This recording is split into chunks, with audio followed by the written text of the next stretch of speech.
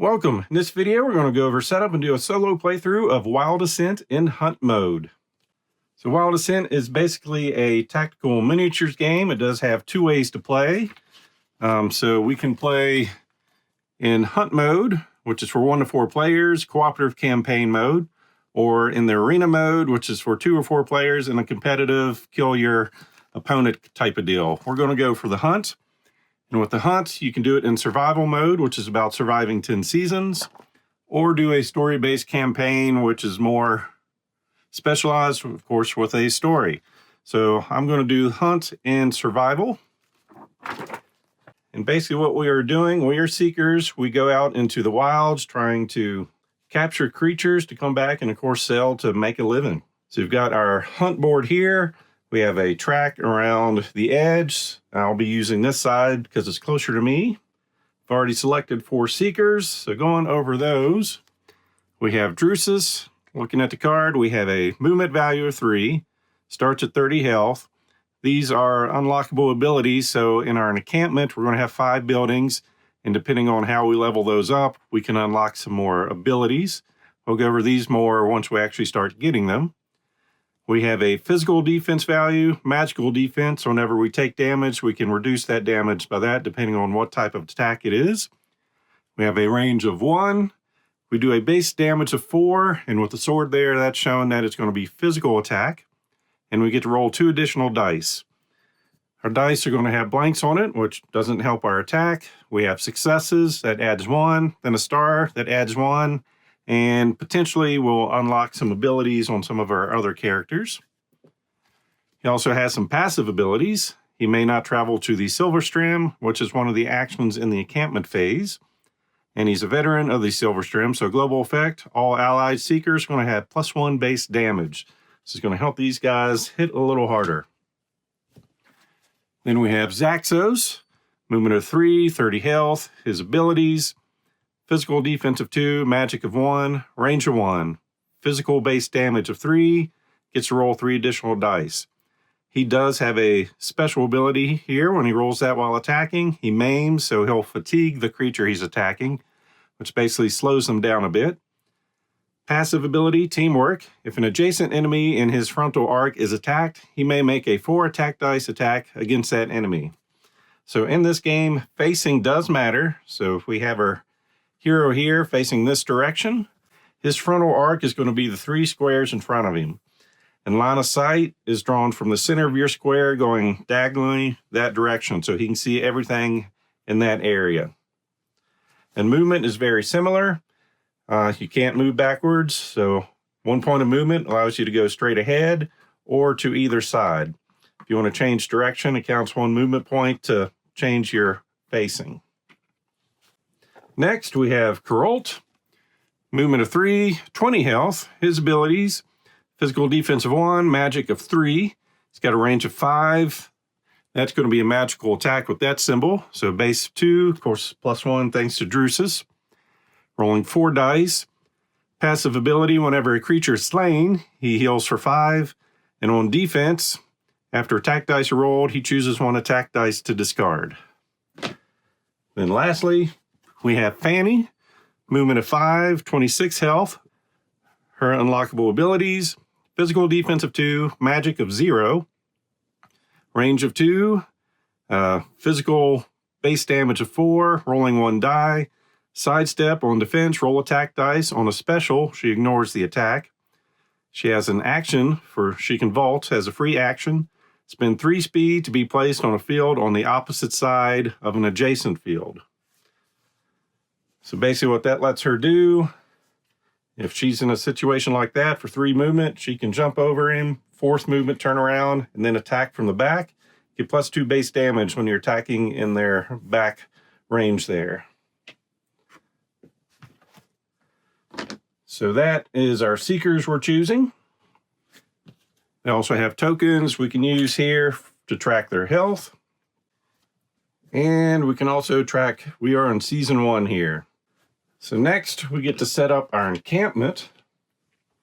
So this is our home base. We have 5 buildings in here. Right now they're at level 0. Each of them can go up to level 3. So the different things we have the Temple of Vil. We can heal a seeker for 2 health per action. So during the encampment phase, each of our seekers gets 5 actions, which can be spent in different ways. Maximum occupancy is 2, 3, or 4 seekers. So that is talking about if it's level 1, 2, or 3 building. We have our workshop. Access to level 1, 2, or 3 recipes and equipment. Crafting costs 1 action per equipment. And 1, 2, or 4 seekers can carry +1 equipment, depending on whether it's level 1, 2, or 3 workshop. Then our barracks. Heal all seekers for 5, 6, or 7 after each encounter. Houses 3, 4, or 6 workers and 1 creature. So these are bed spaces for our workers. And at level 1, we can have 3 of them filled up. And 1 creature that we capture can go there. Then we have a Seeker's Den. Scouting results in +1, +1, or +2 scout cards. And that's what we look at when we're setting up our encounter. Access to hunting for 2, 3, or 4 seekers to go hunt for additional resources. And at building level 2, threat 2 creatures drop 1 additional resource. Then we have our creature pen. Houses 1, 2, or 2 creatures. At building level 3, each creature sells for +1 gold. So that is our base encampment. Starting off, we get to take our barracks up to level 1. Then we can have 2 other buildings go to level 1. But before we do that, we get to hire a worker. So we're going to grab the cards with this back. So these are our workers, and I've put everything from the Kickstarter in here. So who knows what's going to show up. Give this a good shuffle. Then we're going to grab 3 cards and choose 1 to keep. So our options, we've got a Wildsman. 1 with the Wild. Seekers have +1 defense when adjacent to full cover. And in order to get that ability, we need that building unlocked to at least level 1. Also gives us access to constructing an enchanted chain for those 3 resource types. Got a Brigand. Choose to spend 4 actions per seeker to travel to the Silver Stream. Roll 1 attack dice. On success, receive a gold. So he can go steal something at the cost of additional actions. Then we have the Priestess of Vil. Blessing at the beginning of an encounter. 1 seeker may make a free activation. That seems awesome. Gives us access to the Eye of Vil, which takes 3 eyes to create. So let's see what the eye and the chain can do for us. So the chain, the seeker does not take damage from capturing. So typically whenever you capture something, you take a damage after you get your token flipped to the captured side. So that is save some health. And the Eye of Vil, the seeker has on activation, he'll sell for 2. He'll sell for 2, 3, or 4 at the beginning of each encounter. That seems very powerful. So needless to say, that's the one I want. These go back to the box. So to get that ability off, we need that building to at least level 1. And then I think I'm going to take that building to level 1. And we'll see what that levels up for us. So we did not take our workshop up, but we did take the Seeker's Den up. So she is going to have +1 range, and Sidestep has +1 attack dice. And to show that that's unlocked, we'll take this token over here and put it on top of it. Like I said, these are a passive ability, always in effect. So something like this, as an action, after you use it, you flip this token over. So it's got a cooldown period. So basically you can only use these abilities every other turn. So you use it 1 turn, flip it over, your next activation, you don't have access to it. But then on your one following that, you can use it. But right now she is the Daughter of the Wilds. Then we have Kuralt. So he's got Soul Blast. Whenever another allied seeker is down, assign 5 damage to an enemy. It's an ability we hope we never need to use, but he gets that because we have that to level 1.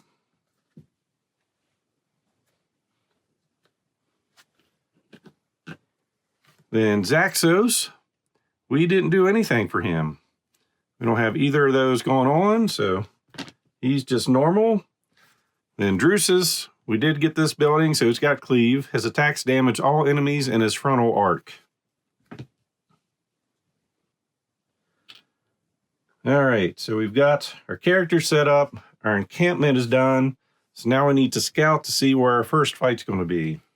So we're going to take our cards with this back, and they're going to be level 1 with just 1 pip in there. We're going to shuffle these and draw 2 and choose one to proceed with.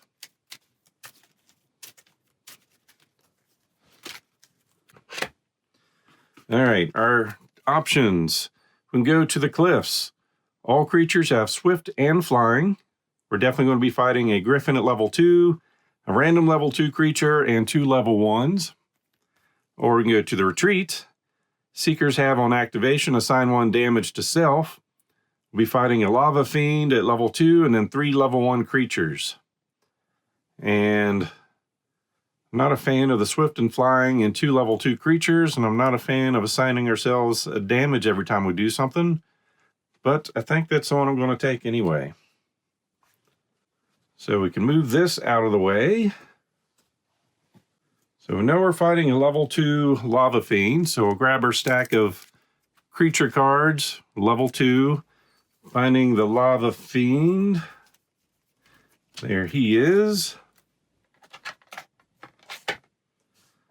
So on this card, shows what resource you get if you defeat them, and depending on the level, that's how many of that we'll get. Starting health, physical, and magical defense. He's got a defensive ability. On defense, assign 2 damage to adjacent attackers, so we definitely want to fight him from range. And we get 3 level 1s. So grabbing those, give them a shuffle.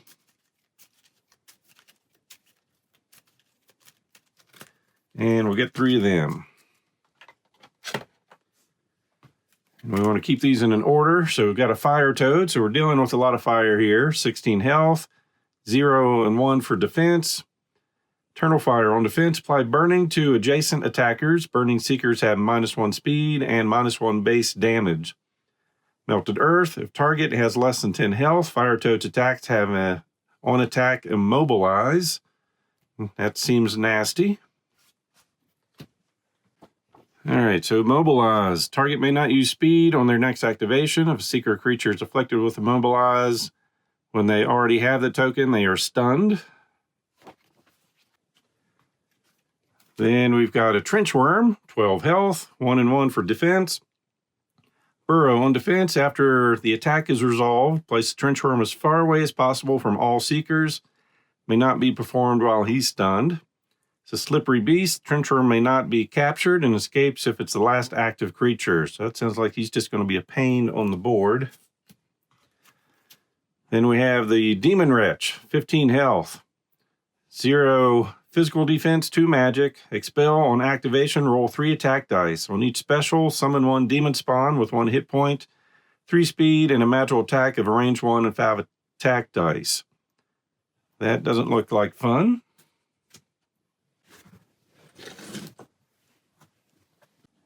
And I didn't finish painting because I wanted to get this game played. So unfortunately, we're fighting a bunch of monsters that don't have much color on them. All right, so we've got our health markers. This guy's at 13, fire toad's at 16, trench worm at 12, and the big guy back here is at 15 health. And I need to remember on activation, we assign ourselves a damage. All right, so we've got our creature set up. Now to set up the board. In the rule book, we're going to go to page 14 and 15. We have 5 different setups. It's going to go over how we set up. So the black is where we can put our seekers. It does show which direction they're facing. The red is going to be the creatures, starting with 1, 2, 3, and 4. And the X's are going to be different types of terrain. So we have partial cover. Randomly, we're going to be drawing cards for that. So our 1 or 2 gets a partial cover. Seekers and creatures adjacent to that have +1 defense. They can't end their movement there, but they can spend 3 to go over it. We've got full cover for 3 and 4. Cannot end your movement on it. Any attack that draws line of sight through that cannot be done. Thorn brush is the same as that, except if someone gets knocked into this or knocked back to it, They're assigned 2 damage and bleed. Then we have a pit. Any seeker or creature who enters a pit field must end their activation immediately, forfeiting any unused speed actions. They must also spend their entire next activation to move to an adjacent field. All right. So we're going to grab these cards with that back, give it a shuffle. They're numbered from 1 to 6, which is going to correlate to those maps. And the 6 is we choose, and we got a 6. So we get to choose which one we go to. I definitely want one where we get to go first. And it would be nice. Yes, this one here, fresh meat. Track the beast across their home turf without so much as a heavy footstep to alert them of your presence. Once they stop to rest, you and your fellow seekers carefully surround them. It's not often you can get to jump on denizens of the wilds, but today is a good day. So this is how we're setting up the board. I'm going to go ahead and do the obstacles, just going 1, 2, 3, 4, and 5 to set those up. Then I'll set up our creatures that are all facing the water, and then we're going to ambush in behind them.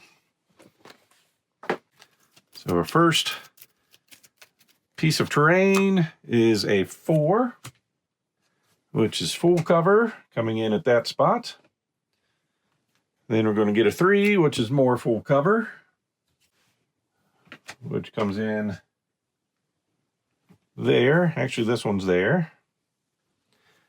Then typically you shuffle these back in, but 2 is the max of any terrain we can have, so it's not going to make a difference. Then we're getting some partial cover, which unfortunately is going to help our creatures down here. Then more partial cover right there. And lastly, a pit. And that is going to be there. So for our monsters, monster 1 is going to be here facing this direction. Like I said, they're all going to be facing the water. 2, we've got him there next to something giving him cover. Trenchworm. And the Demon Wretch, which is adjacent to 2 of those. And I'm going to assume that stacks. Well, we're going to put our 2 melee pieces back here. And arranged up here. And that is our setup. And like I said, we get to go first. Well, we do need to set up our instinct decks for our creatures. So he has that back. Each different creature has 5 cards for them. And on them it's going to tell them who they're going to attack, how they're going to move there, and then what type of attack they're going to get. So we're going to shuffle all these together. And with that, the basics of a turn is for our seekers, we're going to let one take their turn. They won't be able to go again until all the others have taken a turn. They get to do a move, which is already shown on their card, how far they can move. Like I said, they can move straight ahead or to their sides, and 1 movement point allows them to change their facing. Then they make an action, which is typically going to be an attack, or it could be one of their base actions. Then we're going to flip over a card at random, alternate back and forth, flip over a card, get a random attack back and forth to either all of us are dead, or all the creatures are either dead or captured. So the way we capture a creature is depending on the level of the creature. Like I said, they're all level 1s except this guy over here. We need seekers around it equal to the level plus 1. So if we want to capture this guy, we need 2 seekers around him. And on their activation, they're going to ensnare the guy, putting a token in front of it. Then on his next turn, he would do the same thing. Then when they get to go again, they're going to flip it to the captured side. And once we have enough captured tokens around it, then we have the beast captured. The downside is, whenever we get it to this side, we take a damage on our activation. And whenever it activates, it doesn't get its activation here. It just does a damage to everything trying to ensnare it. So that's the basics of the round. So we are good to get started, I believe. And with our priestess, at the beginning of an encounter, 1 seeker may make a free activation. So someone gets to go without it actually counting. And I am assuming that even though it's a free activation, but on activation, it's going to take a damage to itself.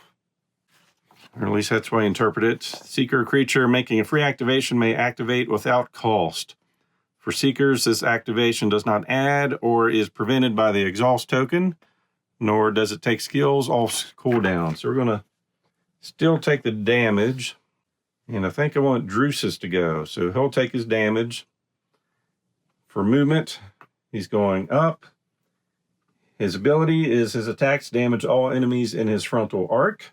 So he's attacking both of these from the back.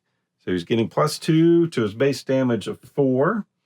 So he's getting 6 damage plus 2 dice. And we roll once and apply it to both of them. All right, so that wasn't a good roll. So we've got 6 damage going on. He has a physical defense of 0, but I'm giving him +1 for each of these. So basically he's taking 4 damage, going down to 11. So that was our free activation. Well, it also does the same over here, which is going to be 6 physical defense of 1, +1 for cover, 4 damage to this guy. So he's going down to 8. And on defense, after his attack is resolved, place him as far away as possible from all Seekers. Which, let's see, 1, 2, 3, 4, 5. 1, 2, 3, 4, 5. Don't want to spend too much time. I think we're just throwing him up here. All right, so that was our free activation. Now it's back to the normal part. We get to go first, or in this case, again. We're going to have Zaxos activate, taking his damage. So 1, 2, and 3. So we're giving him +1 cover now. Attacking here. He's got a base 3 +1, so base 4. +3 dice. So 5 damage. He's getting a +2 defense, so he's taking 3.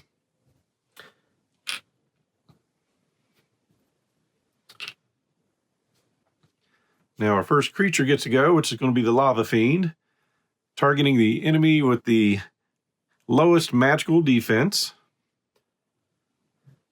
which is going to be her. Careful advance means it just wants to get close enough to be in range. It's got a magical attack range of 4. Damages all enemies adjacent to the target, so we don't want to be too close, but we're already set up doing that.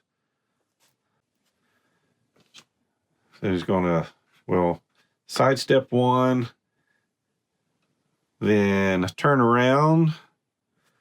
Guess he could have sidestepped there, going from the center to the center. And so he's level 2, so he's got a 4 base damage and rolling 3 attack dice. So see what kind of damage he's doing. And since he's part of the damage, I think his ability is we get to discard one of those dice. So he's doing a base 4 damage.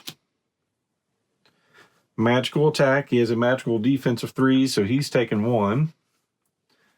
She gets to roll to see if she gets out of it.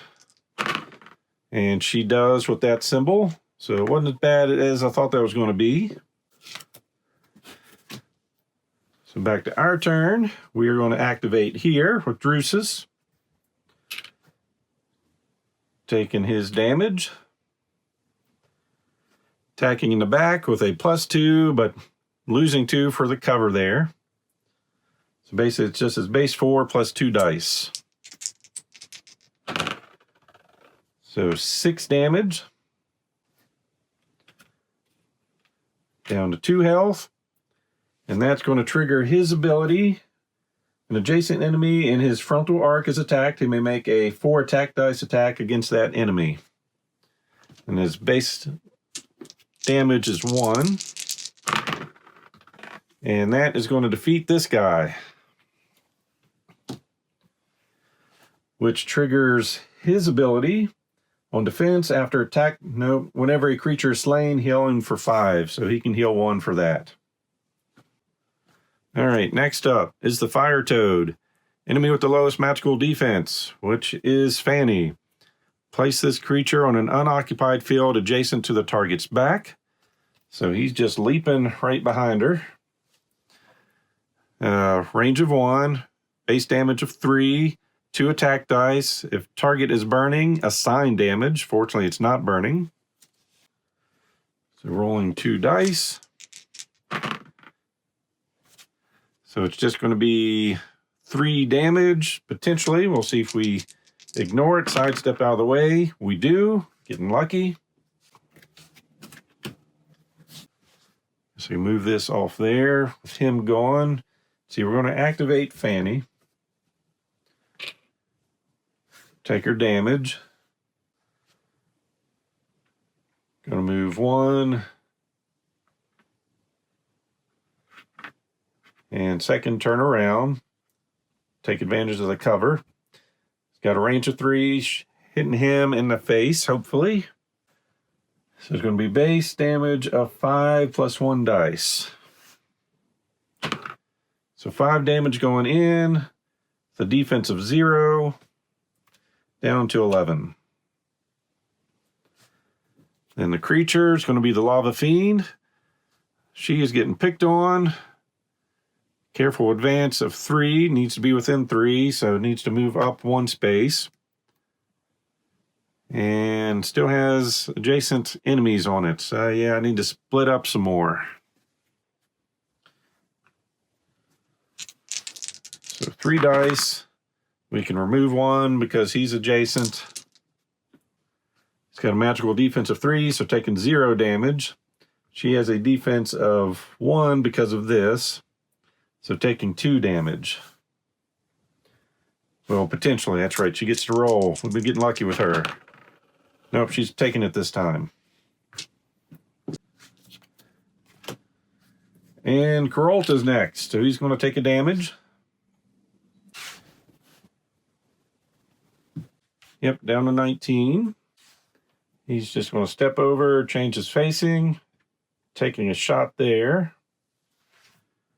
Base of 3 with 4 dice.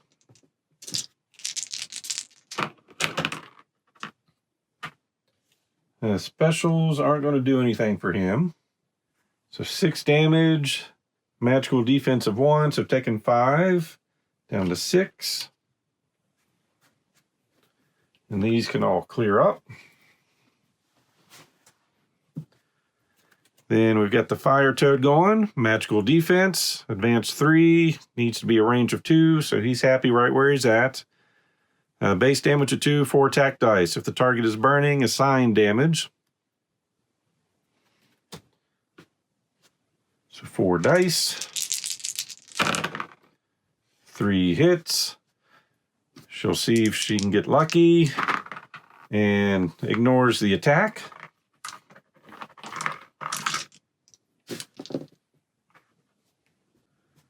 We're going to activate Fanny. She's going to stay right where she's at, attacking straight ahead. Base of 5 plus 1 die. 6 damage going in. He has a defense of 0 there. So dead Fire Toad. Which allows him to heal back up. Then we have the Demon Wretch. And whenever we draw a creature that's been defeated or captured, we get a free activation, basically. We just ignore it, unless you're playing in the difficult mode. Once we go through this stack, though, we'll only put cards back in here of active creatures. So we are going to activate Carolta. Let's see, 1, 2, 3. If I go there, it's got a range of 5. 1, 2, 3, 4, 5. Yep, that works. Shooting the Trench Worm, who has a health of 8. We're base 3 plus 4 dice.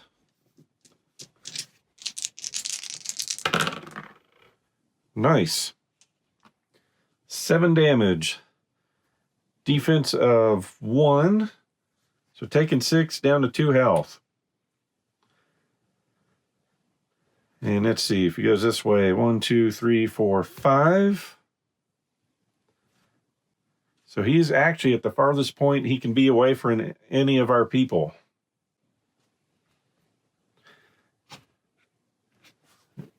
guess that's kind of a little bit further away. We'll move him down there. All right, next up, Trenchworm. Lowest physical defense, which is going to be Carolt, the guy that just shot him. Place this creature on an unoccupied field adjacent to the target's back. So he's popping up there. Physical attack, range of 1, 3 base damage plus 4 attack dice. And with his defensive ability, we can get rid of one of those dice. So he's doing a base 4 damage plus attacking from our back. So 6 minus 1, 5 damage, down to 15. Then unfortunately, everyone else is out of range of that thing, so we'll activate here.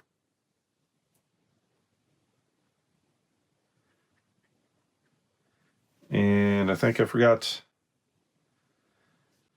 the damage from them going first. Let's see. Zaxos is who we're going with now, taking the damage. So you change for 1, 2, and 3. Then we'll go here. The Lava Fiend gets to go. Ooh, shouldn't have moved him adjacent. I should have learned better. Enemy with the lowest hit points, which is going to be him. Careful advance once you get within a range 5. It's got a movement of 4. So 1, 2, 3, 4. 1, 2, 3, 4, 5. Yep.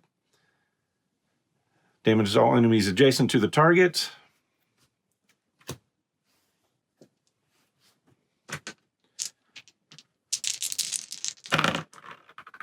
We get to remove one of those.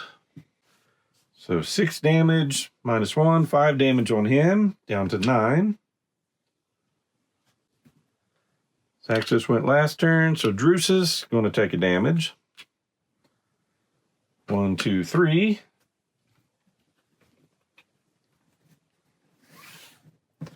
Next activation's the Demon Wretch, which is dead, so we get a free turn.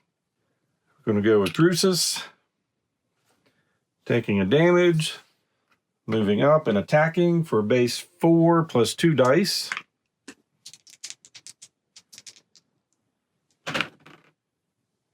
But that is enough to kill him, which will heal him for 5, going up to 14. All right. Lava Fiend, enemy farthest away. Well, that's him. Place this creature on an unoccupied field adjacent to the target. Magical attack. So adjacent to the target, feel like he wants to go for our backside. Base 4 damage for attack dice.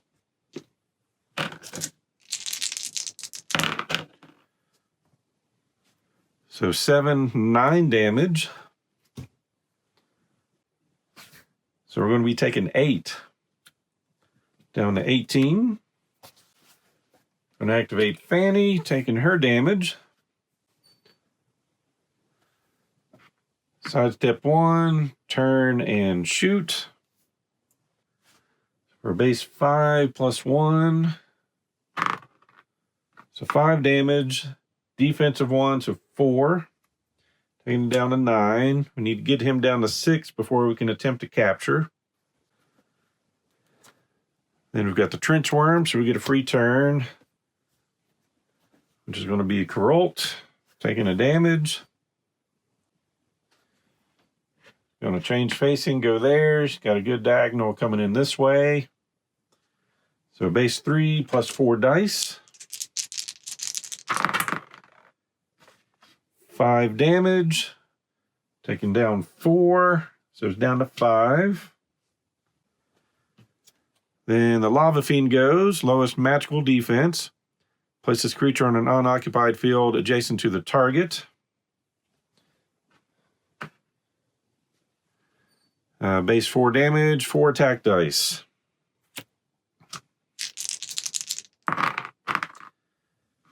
And she's going to see if she can not take that damage. But she's going to. She's taking 5 down to 16. Then Zaxos is going to activate, taking a damage. He's going to sidestep twice. And ensnare. So since we have this at half-life or left, we can start capturing.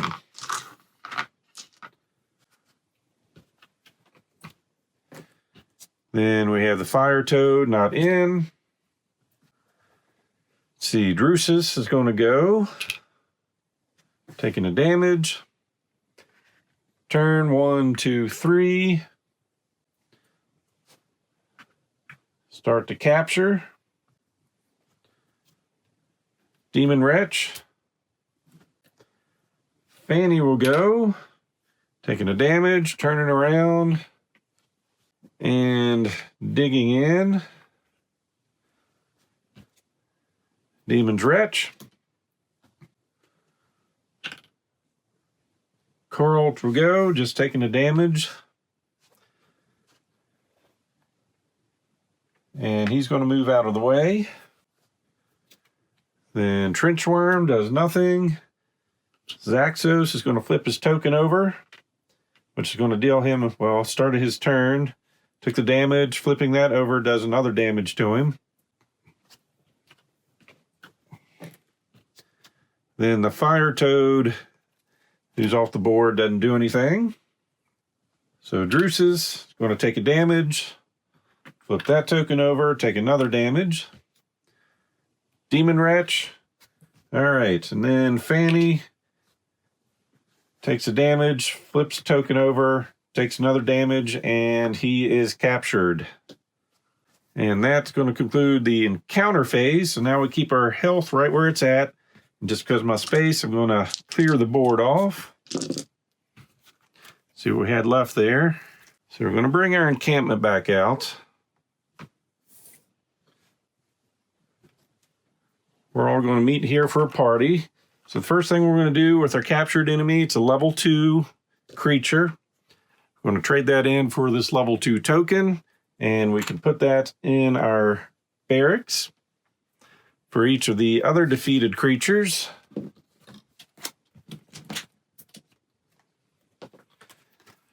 We're going to gather those resources. So we've got a heart and 2 bloods coming to us. So just get those. We can use those. We're going to need a lot more, but we can purchase some things with those. Then the next step we do is heal all seekers for 5 after each encounter. Since this is at level 1, that's 5. So he's going to go back up to full health. He's going to go up to 20, up to 18, and up to 17.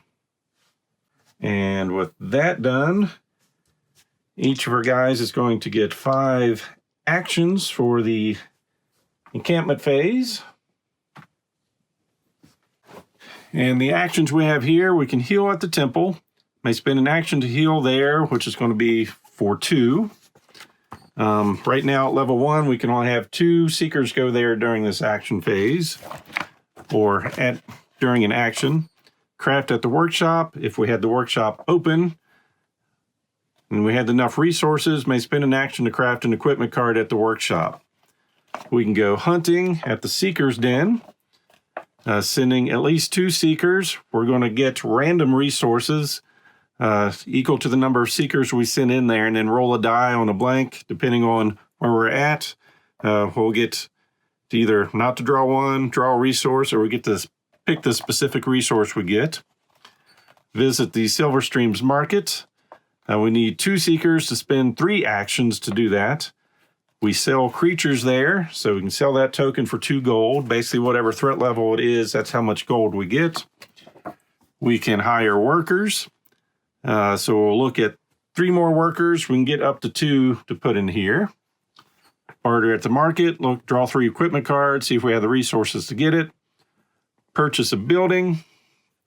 And I believe that's a misprint. Everywhere else in the book, going to level 1 costs 1 gold. Going from level 1 to 2 costs 2 gold. Then going from level 2 building to a level 3 building costs 3 gold. And then scouting, going to this one, we need 2 seekers to spend 2 actions, and we get to look at encounter cards for our next adventure. The thing about this is as soon as we do that, that ends the encampment phase. So since he is at full health, he's definitely going to go to the wild stream. Drusus cannot. So I think we're going to have him and him spend 3 actions each. So they've only got 2 left. To go sell this creature for 2 gold. Then we're going to take our worker stack, give it a shuffle, and take a look at 3 workers and see if we want to purchase one or if we just want to upgrade those 2 buildings up to level 1.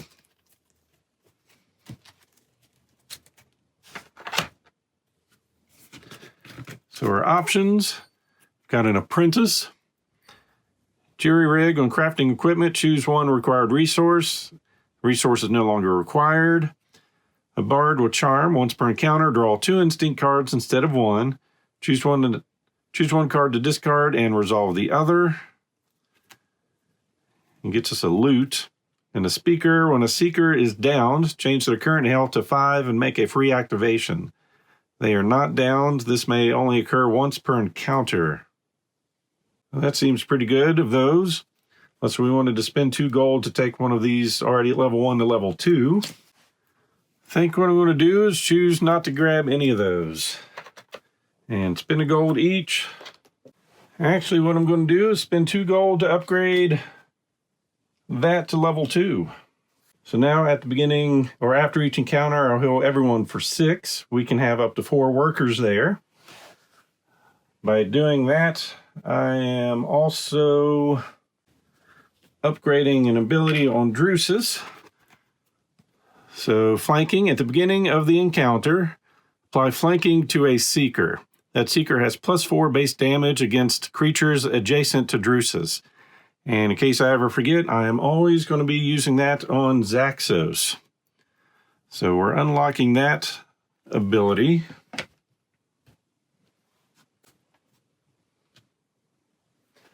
So there's a reminder token for that, but we're also unlocking Route. When a non-summoned creature is slain, Zaxos immediately makes a free activation.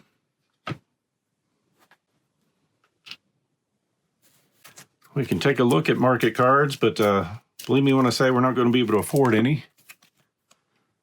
So, yep, a lot of resources. Discard to heal for 20.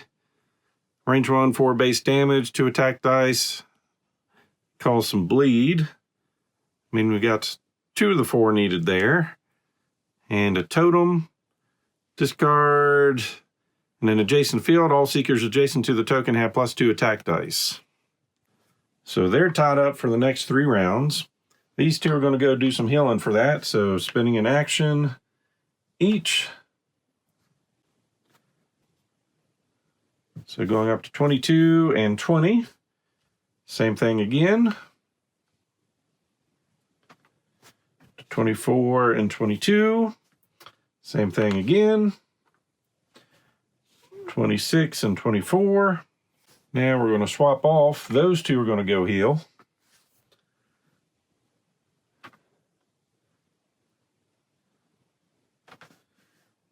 Up to 19 and 26. And then our last action, we're doing the scout. Got 2 seekers, spending 2 actions. Get to look at +1 cards, so we'll look at 3 cards here. Still in the level 1s. So for our next battle, we can either fight the elves. Seekers have -1 physical defense, fighting a plague beast, level 2, and 3 level 1 creatures. Path to the Vein, seekers may not apply status effects to creatures. Fighting an exhausted effigy, level 2 and 3 level 1 creatures. Or in the Ruins, place a fire serpent during setup. Firelord, level 2 and 3 level 1 creatures. And I think the one I'm going to take, we really don't put that many status effects out there. We'll go to the Path of the Vein. So we can move our marker up to Season 2. So that was Season 1 of the Hunt and Wild Ascent. As always, hope you enjoyed this playthrough. So please click on the like button below and be sure to subscribe. Thanks for watching.